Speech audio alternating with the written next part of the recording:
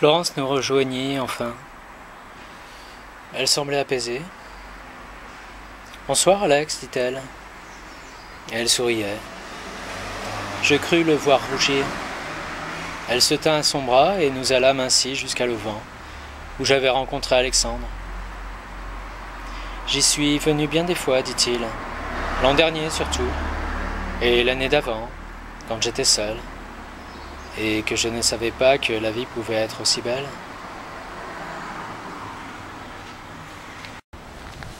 Je retins mal un geste. Avait-il oublié déjà? Mais il reprenait. Belle malgré toutes les traverses? Mais non. Belle à cause de ces traverses. Ah mais après ça dépend des personnes. Oui je sais parce que je l'avais déjà vu, c'est pour ça que je préférais me déplacer. Mais Picabia disait que la tête est ronde pour permettre à la pensée de changer de direction. Mais il y a certaines personnes, ça change pas, hein, ça change pas. Hein. Tout à fait. Bon mais merci, excusez-moi. De rien. Qu'est-ce qu'une belle vie? Demandai-je. Mais je ne sais comment en dire. Il me semble pourtant que je le sens bien. C'est peut-être une vie qui a trouvé son devoir, celui pour lequel elle était faite. Il s'était assis près de moi, contre la cabane. À quelques pas de nous, Florence se tenait adossée à un arbre dans l'ombre.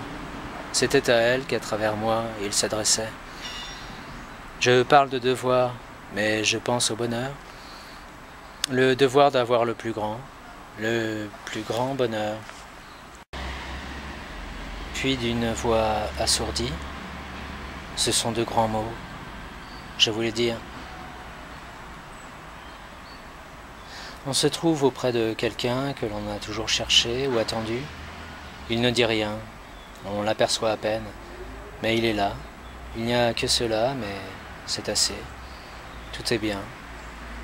On se sent meilleur. On est sûr que l'on n'aura pas vécu en vain. Mais non, il n'y a pas seulement cela.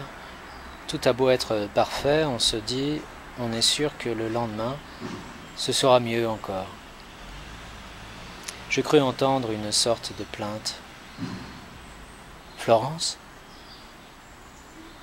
Mais la jeune femme, hâtivement, s'éloignait. Il courut, la rejoignit, lui prit les mains. Elle détournait la tête. Son visage baigné de lumière apparut tout en pleurs. Elle se débattit soudain, si violemment qu'il lâcha prise, et puis la regarda, décontenancée.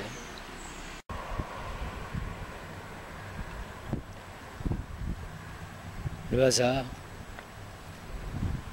une fois encore, m'a mis en face de Florence. Je ne la vis que quelques instants, et nous n'échangeâmes que de rares paroles. Ça en fut assez, cependant, pour qu'elle me parût tout entière.